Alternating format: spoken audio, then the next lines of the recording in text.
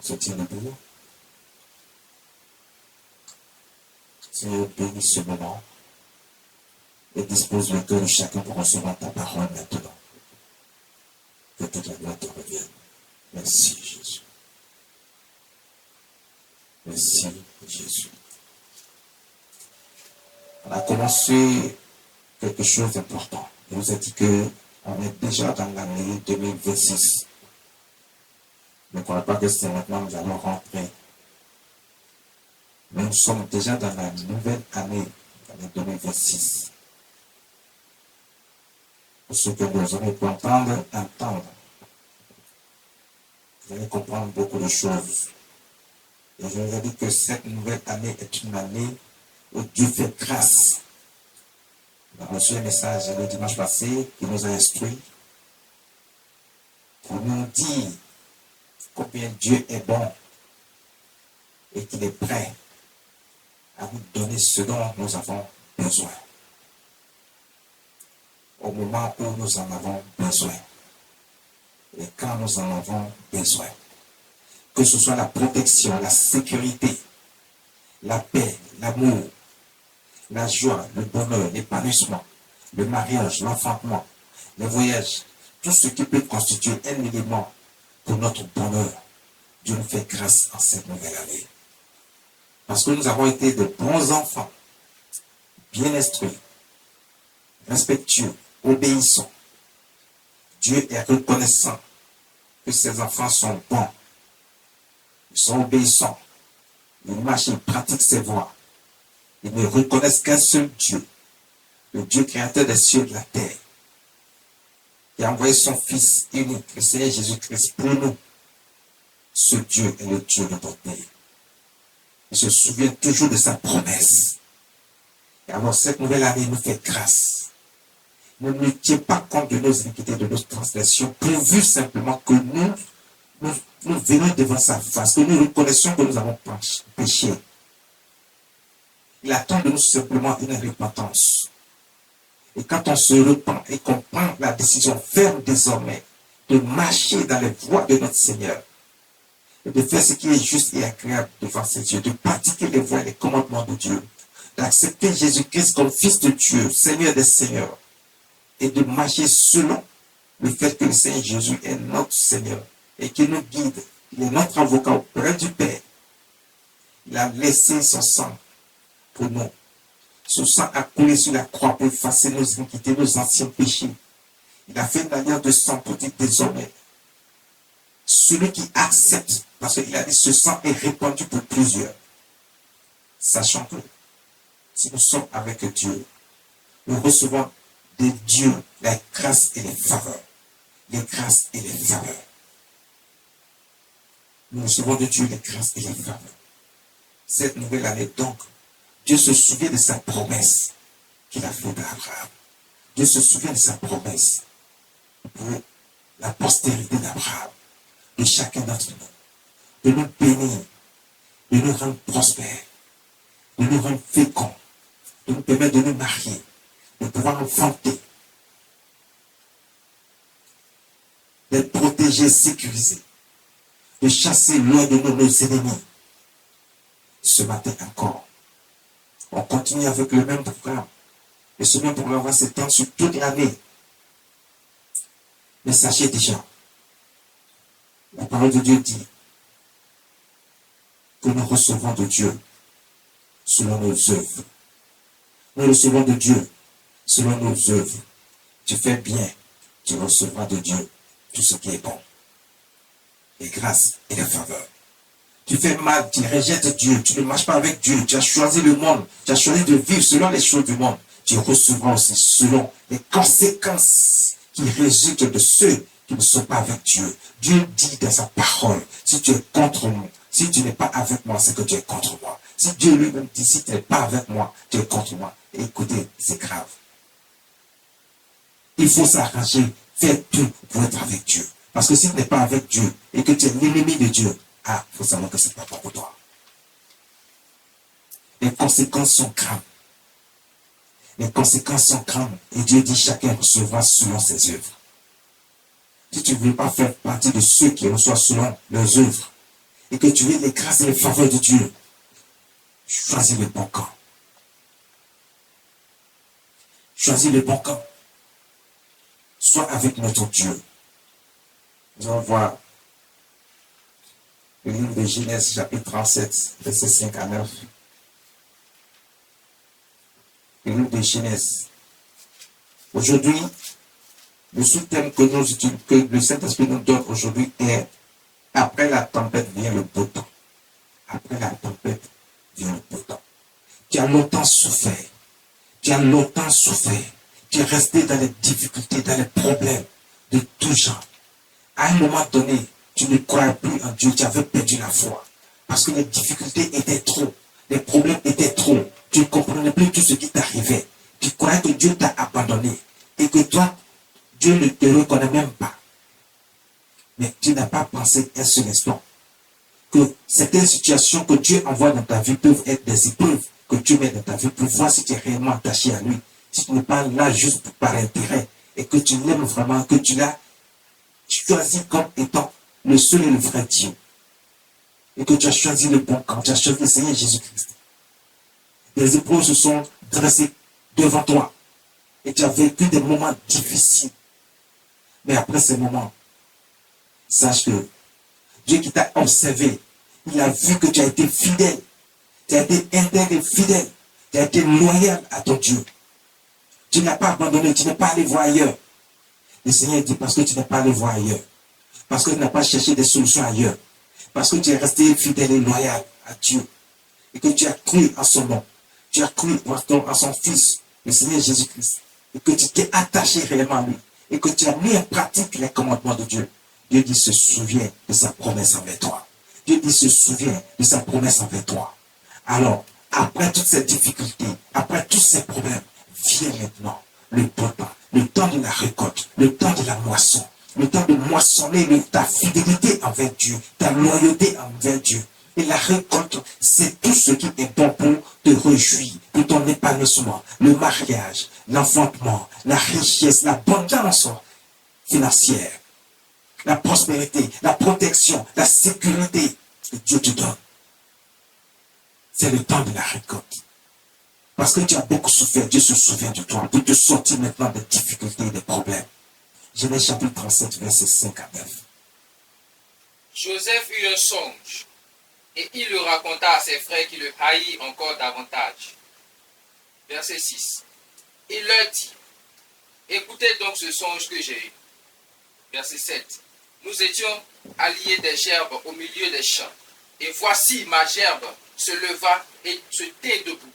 Et vos gerbes l'entourèrent et se prosternèrent devant elle. Verset 8. Ses frères lui dirent, est-ce que tu régneras sur nous? Est-ce que tu nous gouverneras? Et il le haït encore davantage à cause de ses songes et à cause de ses paroles. Verset 9. Il eut encore un autre songe et il le raconta à ses frères. Il dit, j'ai eu encore un songe et voici, le soleil, la lune, et 11 étoiles se prosternèrent devant moi. Verset 10. Il le raconta à son père et à ses frères. Son père le réprimanda et lui dit, que signifie ce songe que tu as eu?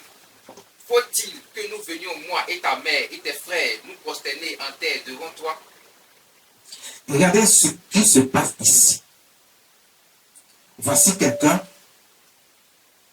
qui aime Dieu, à qui Dieu va apparaître en songe et lui annoncer une prophétie. Dieu permet à Joseph de recevoir la prophétie dans un songe. Quelque chose qui va changer la vie de Joseph. Quelque chose qui va changer radicalement la vie de Joseph. Mais Joseph lui-même ne mesure pas encore l'ampleur de la prophétie sur sa vie. Il ne sait pas encore réellement de quoi il s'agit. C'est vrai qu'il a une petite idée. Mais il ne voit pas encore la portée de la grandeur, de la puissance qui était dans cette prophétie. Il va annoncer comme ça, de façon simple et libérée, par amour pour ses frères, il va lui annoncer, voici ce que j'ai fait comme songe. Si je le savais, ce qu'il venait de faire comme songe, il aurait gardé pour lui jusqu'à l'accomplissement de la prophétie. C'est comme ça que souvent, vous ne savez pas vous taire. Il y a des situations qui se présentent devant vous. Dieu vous parle d'une manière ou d'une autre. Ça peut être des signes. Ça peut être un homme de Dieu qui vient vous parler. Ça peut être des signes que Dieu vous donne dans un songe. Vous ne comprenez peut-être pas le songe. Vous devez vous approcher un homme de Dieu pour qu'on vous l'explique. Et quand on vous explique le songe, faites en sorte de marcher selon les instructions que vous allez recevoir. Joseph n'a pas eu quelqu'un pour lui expliquer son songe. Au contraire, tout le monde cherchait à le tuer. Même son père était inquiet de l'annonce que venait de faire son fils. Parce qu'il ne se voit pas, lui, en tant que père géniteur de Joseph, en train de s'incliner et se prosterner devant son fils. À l'instant, même lui-même, le père, n'avait pas encore compris ce message, la prophétie. Il pensait que c'était juste une histoire où il va venir se prosterner devant son fils. Il ne savait pas que c'était une élévation que Dieu était en train de promettre à Joseph, son fils. Il aurait pu être heureux, mais il était lui-même inquiet. Il pose la question à son fils, est-ce que moi et ta mère, nous allons venir nous aussi nous prosterner à tête devant toi? Parce que dans la prophétie, c'est ce qu'il a vu. Il a vu une multitude qui viendra se prosterner, à commencer d'abord par sa propre famille, ses frères et sœurs.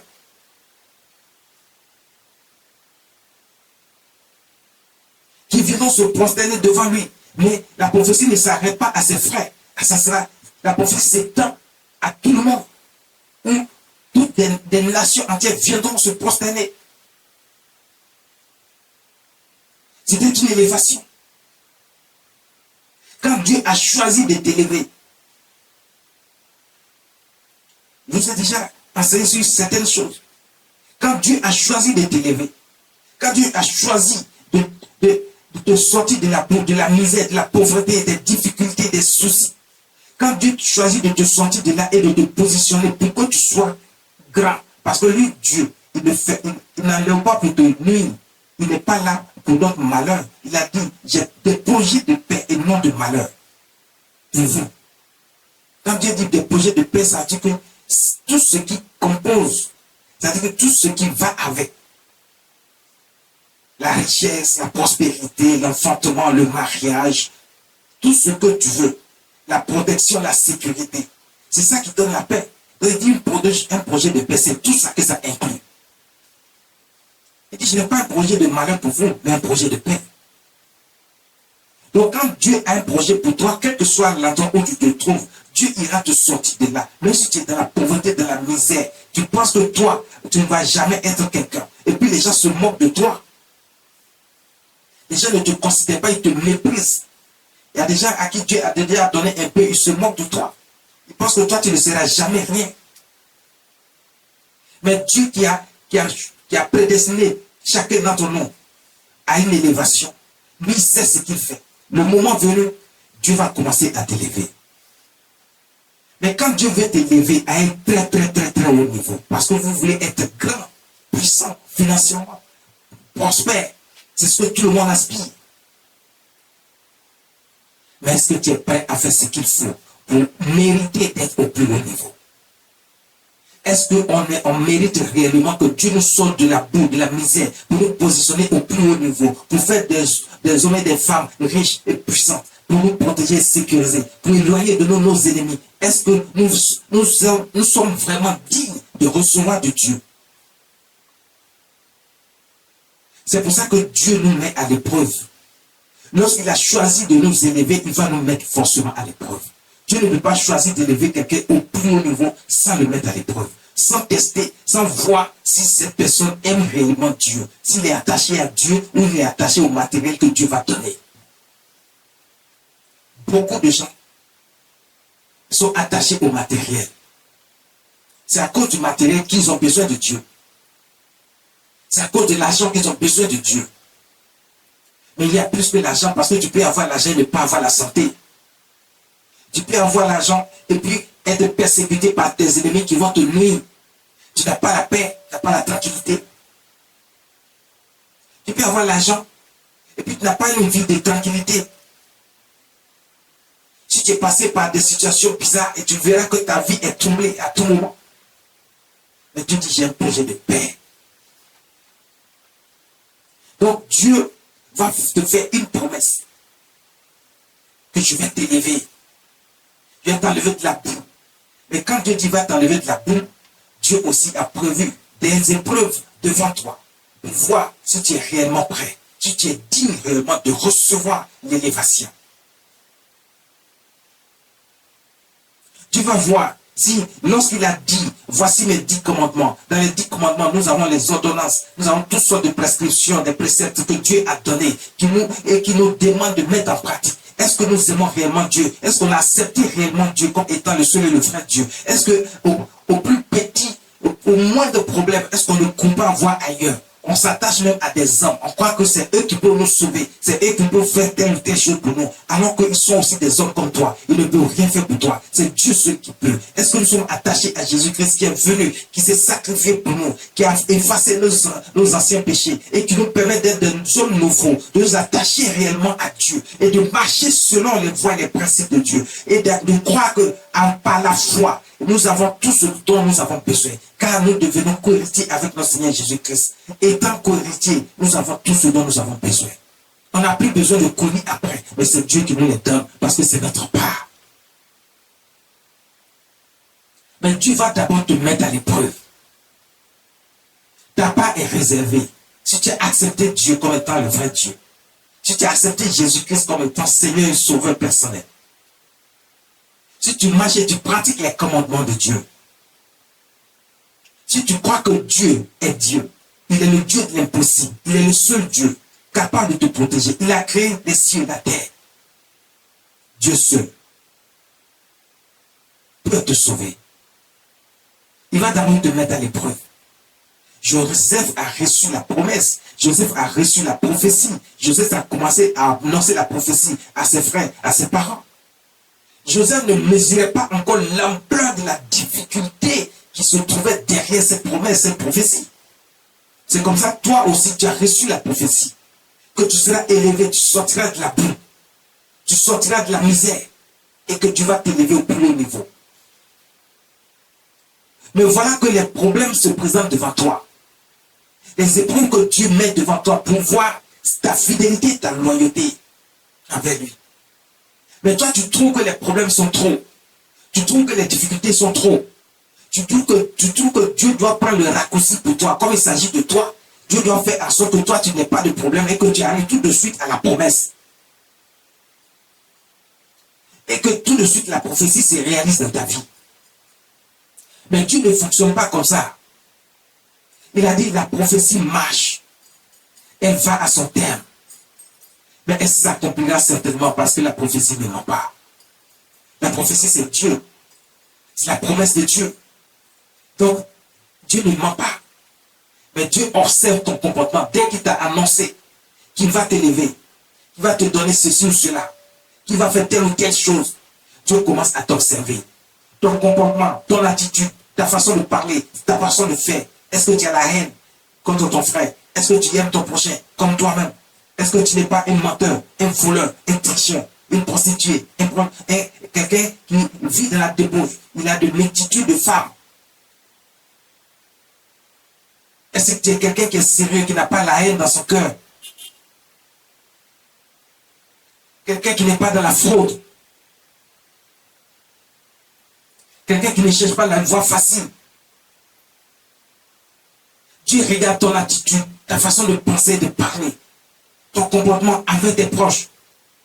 Est-ce que tu respectes les commandements de Dieu, les lois de Dieu, qui dit que tu respecteras ton père et ta mère? Est-ce que tu le fais? Est-ce que ce n'est pas toi qui cherches à raisonner tes parents? Est-ce que tu fais tout ce que tu dois faire pour rentrer dans les grâces? C'est tout ça que Dieu observe. Notre comportement, notre attitude, notre façon de parler. Quand Dieu regarde, il voit que tu n'as pas encore. Si vous avez vu des prophéties tarder à venir, c'est pour ça que lui m'a dit, si elles tardent, garde, attends là. Mais attends là ne veut pas dire prends une latte, couche-toi. Non. Ça veut dire que fais en sorte de voir dans ta vie qu'est-ce que tu n'as pas encore changé dans ta vie. Est-ce que tu marches réellement selon les voies de Dieu? Est-ce que tu marches selon les commandements de Dieu? C'est pour ça qu'il dit, attends là veut dire, fais en sorte de mettre en pratique les commandements de Dieu et marche selon ces commandements et tu verras si la gloire de Dieu ne viendra pas sur toi. Si la prophétie qu'il a dite ne viendra pas sur toi. Joseph, lui, voici ce qui va se passer. Il a annoncé à tout le monde. Il est en train de vivre sa vie tranquillement. Mais il voit dans sa vie, pendant que le temps s'écoule, il voit des problèmes qui commencent à surgir dans sa vie. Il ne comprend rien. Lui qui a reçu une grande promesse. Voici que ses frères cherchent à le tuer. Parce que ses frères ont compris la prophétie. Mais lui, il n'avait pas compris la prophétie. Ses frères ont compris qu'il sera grand et très grand. Et il ne veut pas se rabaisser à terre devant leur petit frère. Ils ont voulu le tuer. Ils ont cherché à le tuer. Ils voulaient le tuer. Mais quand Dieu t'a fait une promesse, sache que Dieu est avec toi. Dans tous les moments de ta vie, Dieu t'a fait une promesse. Quelle que soit l'épreuve dans laquelle Dieu va te mettre, Dieu est avec toi dans cette épreuve. Il ne te laisse pas seul dans l'épreuve. Parce que c'est lui qui a mis l'épreuve devant toi. Non. Il t'observe, te suit dans l'épreuve. Pour voir d'abord ton attitude dans l'épreuve. Ta façon de te comporter dans l'épreuve. Joseph n'a pas renié Dieu. Joseph n'a pas rejeté Dieu. Joseph n'a pas dit, Dieu me fait un songe ou il me fait une telle promesse. Pourquoi ces difficultés sont devant moi? Non. Joseph a commencé à affronter les difficultés. Et Dieu qui l'observe, quand la situation dépasse ton entendement, quand la situation te dépasse et ce n'est pas toi-même qui peux agir, regarde, même dans l'épreuve, Dieu lui-même agit pour te sortir de là. C'est comme ça que ses frères ont voulu le tuer, mais Joseph n'avait pas de solution. Mais qu'est-ce que Dieu va faire? Dieu va utiliser un de ses frères, d'eux-mêmes d'ailleurs. Il y a un qui va commencer à dire, non, c'est notre frère, on n'a pas le droit de le tuer, de verser son sang.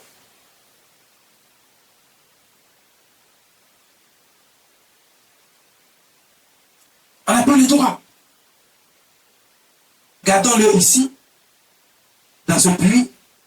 Et puis comme il y a des acheteurs d'esclaves qui vont passer pour aller en Égypte, on va le vendre. Vous voyez, Dieu est en train de préserver sa vie parce que Dieu a fait une promesse. Et comme il n'a pas renié Dieu, Dieu ne l'abandonne pas pour le moment parce que cette histoire-là, on doit le tuer. Est-ce que Joseph, il peut se défendre devant 11 frères? Devant ces 10 frères qui étaient là? Ils sont ses aînés et tous. Quelle que soit la situation, il ne peut pas le faire lui-même. Dieu va donc utiliser un d'entre eux pour faire sortir Joseph de cette situation qui était la mort qui venait vers lui. Ce qui veut dire que Dieu ne va pas te laisser, même la mort te prend, quand il sait que ça dépasse toi, ton niveau. Dieu va toujours utiliser quelqu'un pour te sortir de la mort. Même quand c'est la mort qui se présente devant toi et que tes ennemis envoient la mort vers toi, ils veulent te tuer. Mais comme toi, tu es fidèle et que tu n'as pas abandonné Dieu, et que tu es avec Dieu, tu es sincère, tu marches réellement avec Dieu, tu es loyal à Dieu, et Dieu t'a fait une promesse. Dieu veut que tu vois tes promesses se réaliser. Les promesses qu'il a faites sur toi se réaliser. Il veut que tu vois la prophétie qu'il t'a donnée se réaliser. Dieu lui-même va te maintenir en vie, quelle que soit la difficulté qui se présente devant toi. Et si la mort se présente, il va te sortir de là. Il va te donner la vie. Il va utiliser quelqu'un pour te sortir de là. Pour te donner la vie. Pour préserver ta vie. Pour que tu ailles jusqu'à l'accomplissement des promesses qu'il a faites sur ta vie. Donc ne crois pas que Dieu t'abandonne même dans les difficultés et les épreuves. Dieu n'abandonne même pas. C'est vrai, il envoie des épreuves, mais il n'abandonne pas dans l'épreuve. Il est là, il observe. Il t'observe. C'est comme ça, Dieu a observé, il a utilisé un des frères de Joseph pour le maintenir en vie. Donc ils sont là, ils attendent.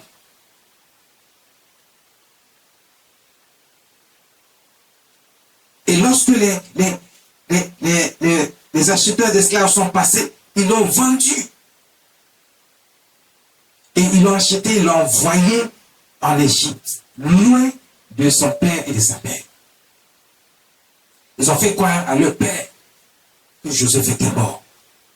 C'est comme ça que tes ennemis vont te tendre toutes sortes de pièges. Mais Dieu est avec toi. Il ne va pas te laisser dans les problèmes. Les problèmes seront là. Mais Dieu te sortira de tous les problèmes qui se présenteront devant toi. Si tu es resté fidèle et loyal. Si tu n'as pas allé chercher d'autres voies ailleurs, Dieu sera toujours avec toi. Ils ont vendu Joseph, mais ils ne savaient pas qu'ils étaient en train d'accomplir la promesse, la prophétie. Parce que là où Joseph sera élevé, ce n'était pas dans le pays où il était, mais dans un pays étranger. C'est comme ça que Dieu te bénit, tu donnes possession de là où tu te trouves, quel que soit l'endroit, Dieu te bénira. Il te rendra prospère. Il te rendra prospère. Ne crois pas que Dieu abandonne. Dieu n'abandonne jamais. Dieu va suivre Joseph jusqu'à l'Égypte. Dieu va disposer les choses de sorte que toi, tu ne sois pas dans les conditions aussi terribles que ça. Quelle que soit la condition, Dieu va te mettre toujours à un endroit où il a toujours les yeux sur toi. Il te garde, il t'observe.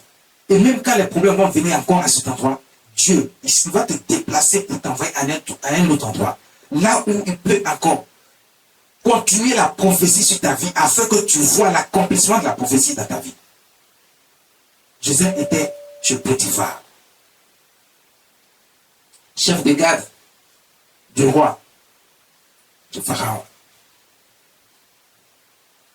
La Bible nous enseigne que Joseph, lorsqu'il est arrivé dans cette maison, il était un esclave, il a été acheté. Mais voici que le chef de famille, le chef de garde, il va confier tous ses biens à Joseph. Mais pourquoi il fait ça? Mais c'est Dieu qui fait ça. Parce que Dieu t'a destiné à une élévation. Donc, quel que soit l'endroit où Dieu va t'envoyer, ne crois pas que c'est petit pour toi. Mais Dieu est en train de voir si tu es loyal et fidèle. Est-ce que même si tu donnes les petites choses, tu vas accepter d'abord avant d'attendre le grand qui te donne? Voici qu'il va continuer à amener Joseph à être esclave. Joseph était esclave de Potiphar. Mais est-ce que Joseph était un véritable esclave? Parce que Dieu l'amène à être esclave, mais c'est une voie. C'est la voie que Joseph doit suivre pour son élévation. Si tu ne te rabaisses pas, Dieu ne peut pas t'élever. Mais parce que Dieu dit, c'est moi qui rabaisse, c'est moi qui élève. Donc Dieu va te rabaisser déjà. Si tu acceptes de continuer d'être esclave, si tu acceptes de continuer d'avoir la petite position que Dieu t'a donnée présentement, c'est là que Dieu, tu fais bien ce que tu as à faire. Tu n'es pas en train de murmurer à tout moment et de penser que Dieu ne t'a pas encore donné ce que tu attends parce qu'il a fait une prophétie sur ta vie, il dit que tu seras grand. Mais depuis, tu ne vois pas cette grandeur venir. Et puis tu crois que Dieu a oublié, Dieu a abandonné. Dieu n'a pas oublié. Dieu est en train de te faire passer des tests pour voir si tu peux accepter le peu là d'abord. Et que si tu es fidèle dans le peu, et que si tu es loyal à lui, Dieu, et que dans ce peu là, tu confies tout à Dieu, et que tu penses que Dieu seul, il peut t'enlever de ces situations. Mais tu ne lui demandes pas à Dieu de t'enlever de ces situations parce que c'est lui qui t'a mis dans ces situations. Et si tu as mis dans ces situations, c'est lui qui sait à quel moment t'enlever de ces situations. Toi, tout ce que tu dois faire, c'est d'être toujours fidèle et loyal à Dieu.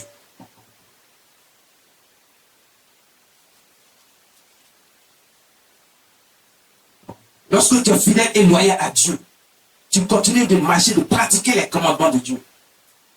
Dans tes prières, tu dois être toujours en train de prier. Et dans tes prières, tu rends gloire à Dieu pour ses bienfaits dans ta vie. Pour le peu déjà qu'il t'a donné, pour le fait qu'il renouvelle son souffle de vie en toi, il te permet même d'avoir un peu à manger. Déjà, tu dois lui dire merci constamment.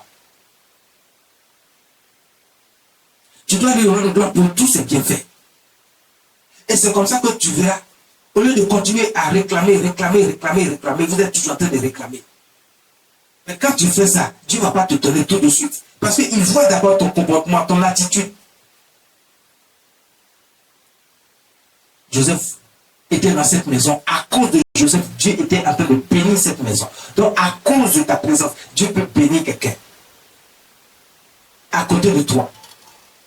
Parce que Dieu t'a envoyé à l'épreuve. Et tu vas voir la personne être bénie à côté de toi. Ne sois pas aigri, ne sois pas envieux. Parce que quand tu commences à l'être, ça devient inquiétant. Parce que là où Dieu veut t'envoyer, il ne peut plus t'envoyer. Parce Parce que c'est à cause de toi que Dieu est en train de bénir cette personne. Ce qui veut dire que toi, ton élévation, ta bénédiction sera plus grande que la bénédiction que tu vois autour de toi. Donc tu ne dois pas envier cette bénédiction. Tu ne dois pas envier cette personne. Tu ne dois pas être aigri non plus contre la personne. Tu ne dois pas non plus commencer à murmurer contre Dieu. Mais pourquoi Dieu, depuis, il a fait la prophétie, il a fait la promesse, mais je ne vois rien. Il ne faut jamais dire ça. Dieu a un temps pour toutes choses. Parce que lui aussi t'observe. C'est lui qui t'envoie. Après la tempête, le beau temps. La tempête, ce sont les difficultés qui se trouvent devant toi, qui se présentent devant toi. Ce sont les soucis. Et souvent même ça te submerge de sorte que tu penses que tu ne vas jamais t'en sortir. Mais comme je vous l'ai dit, Dieu n'abandonne pas dans les difficultés. Il est là, c'est lui qui nous met à l'épreuve et il nous suit. Et il a dit dans sa parole, il ne nous laissera jamais tenter au-delà de nos forces. Quand ça nous dépasse, il intervient lui-même. Joseph va être accusé de viol sur la femme de son maître, Potiphar. Pourtant, il n'a rien fait. C'est comme ça que tes ennemis vont mettre des pièges autour de toi. Fais très attention. Ils vont chercher à te piéger parce qu'ils sentent déjà qu'il y a une grâce particulière de Dieu sur ta vie. Et dans le spirituel, beaucoup de gens le sentent. Les méchants surtout savent ça. Ils vont chercher à te faire du mal. Parce que tu n'es pas simple, tu n'es pas ordinaire. Tu es spécial aux yeux de notre Dieu. Tu es spécial. Ils vont chercher à te faire du mal. Et quand ils chercheront à te faire du mal, toi ne rentre pas dans le contexte. Ne cherche pas à te venger. Ne cherche pas à leur faire du mal aussi. Reste constant, fidèle à Dieu et loyal. Continue de prier Dieu, de remercier Dieu, de te donner la vie.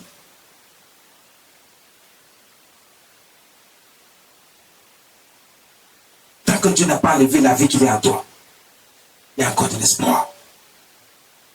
Il a encore quelque chose pour toi que toi-même tu ne sais pas. Ils vont arrêter Joseph, ils vont l'envoyer même en prison.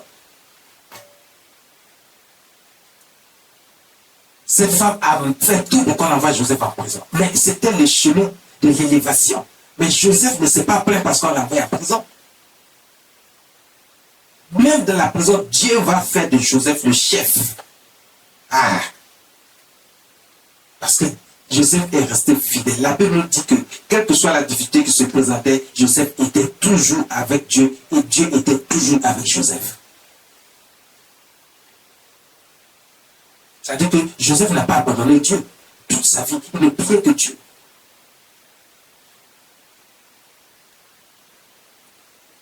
Mais Dieu a décidé d'élever Joseph. Joseph n'était pas pressé non plus de recevoir de Dieu. Il continue à louer Dieu sincèrement. Il n'a jamais abandonné Dieu. Il n'est pas allé voir ailleurs. Il ne vit pas la vie de débauche, la vie du monde. Il ne laisse pas les choses de Dieu en dehors. Pourtant, Dieu veut utiliser Joseph. Donc, il y a un appel de Dieu sur la vie de Joseph. Parce que Dieu va utiliser Joseph pour sauver le monde. Lorsque la famine va venir, Joseph lui-même ne savait pas qu'il allait sauver tant de monde. À commencer par l'Égypte, là où il était. Même dans la prison, il était chef. Il va raconter, expliquer les rêves de 2 prisonniers. Ces rêves se sont avérés exacts. Dieu avait donné le don d'expliquer les rêves à Joseph. Et le temps venu, Pharaon va lui-même faire un rêve. Quand Dieu a décidé de t'élever, rien ne peut t'arrêter. Aucune difficulté ne peut t'arrêter. Les problèmes qui se présenteront devant toi, c'est Dieu qui les fait. Sinon, pourquoi Dieu va faire de Joseph le chef dans une prison, au lieu de le sortir directement de là? C'est parce qu'il devait passer par là. Donc, tu dois passer par les difficultés que Dieu met devant toi. C'est lui-même qui le fait. Ce sont des épreuves, mais Dieu veut te voir dans ces épreuves-là. Est-ce que tu continues d'aimer Dieu, de marcher avec Dieu, d'accepter Dieu dans ta vie? Est-ce que toi, ta vie, là, ce n'est pas consacré au diable, ce n'est pas consacré aux choses du monde? Ce n'est pas les hommes qui sont autour de toi que tu écoutes, ce n'est pas la vie que tu vois dans ton environnement que tu acceptes de faire comme eux.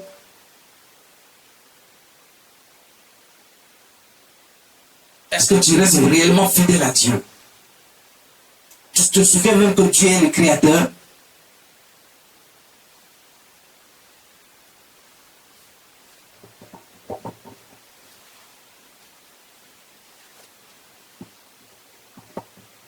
Il est le Dieu vivant. Joseph va expliquer le rêve à Pharaon.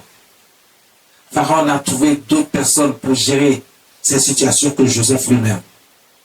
C'est comme ça que Joseph va voir son élévation. Son rêve qu'il avait fait, le songe s'accomplit. Il était devenu le premier ministre de toute l'Égypte. Et le roi lui a dit, tout le monde est sous ton autorité, sauf moi le roi. Mais tout le monde est sous ton autorité. Quand tu prends une décision, tout le monde doit exécuter. Et toutes les nations venaient vers Joseph. Joseph était devenu riche et prospère, puissant financièrement. Tout le monde craignait Joseph. Tout le monde se prosternait devant Joseph.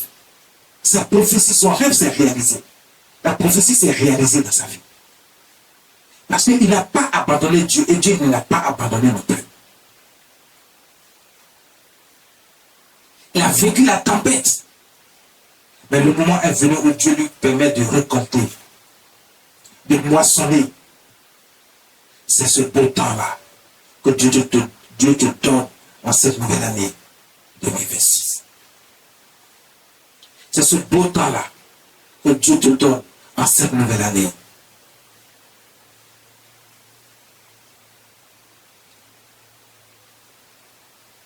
Il y a un temps pour toutes choses.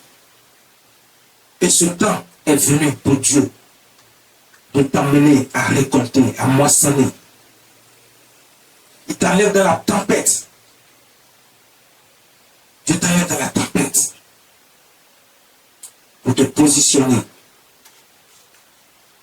au plus haut niveau. Il t'enlève dans la tempête et il te donne le beau temps. Tout ce dont tu as besoin pour ton bonheur et ton épanouissement. Le chapitre 32, verset 2 dit, l'Éternel fut avec Joseph.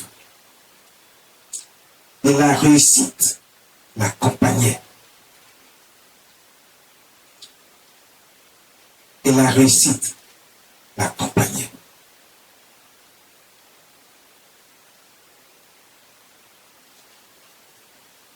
Quand Dieu est avec toi, ce n'est pas la défaite, ce n'est pas l'échec.